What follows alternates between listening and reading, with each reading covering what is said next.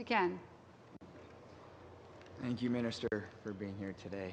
Now, having been here nearly 2 years, it's apparent to me that the government needs vast revenue streams coming in. I also wholeheartedly reject anyone that espouses the position that says it's only through taxation that we get that money. But now, having said that, I was very pleased to see that the mandate here states that the investments will be made in revenue-generating infrastructure projects and plans that contribute to long-term sustainability. I was just hoping that you could elaborate a little bit on this. Yeah, so as I said in my remarks, that there is a vast majority of infrastructure that will have no need for the bank because there's no revenue attached to it. But in cases where there's a potential revenue or existing revenue that can be generated by building of that infrastructure, we see the role of the bank in that case.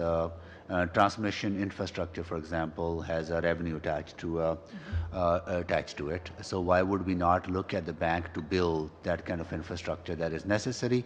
It also frees up the resources that we can use, the government resources that we can use to build more infrastructure where there's no revenue attached to it. So that will be one example. Thank you. Yeah. Now, what happens if one of the projects goes bankrupt? That's been approved. The role of the bank is to enable investments into infrastructure projects that are traditionally not possible solely by the private sector or by the public sector. So there is whether we take equity stake in it, whether we provide loan guarantees, there will be extensive analysis done prior to the approval of the projects, as well as there are other stakeholders, partners involved in this, because majority of the infrastructure that we fund is either owned by the municipalities or provinces. So there's 3 levels of due diligence done to that project, not only by us, but also by the municipality and the province. I know DM if you want to. Any infrastructure project, whether it's a public procurement, a PPP, or something that will be engineered by the bank, will have appropriate legal covenants and agreements that address the fairly routine occurrence sometimes of incidents of default. So this is not uncommon, it's quite routine, and even in the most largest complex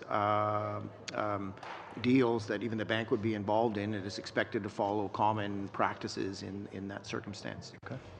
And just a real-world example, I know I asked you this last time. So the Missing Link project in Mississauga, would this be the type of project that could access the bank? Whether the projects you're referencing can be funded through the bank, we would have to see the proposal. But those projects that are not able to be funded through the bank will still be funded through other infrastructure projects, that we will not say to municipalities that if you don't use the bank, you can't qualify for other funding. It's all optional and it's all discretionary on part of our partners. Thank you, Minister. I'd like to give the balance of my time to Mr. Tutu. Mr. Tutu. Okay, thank you, Madam Chair.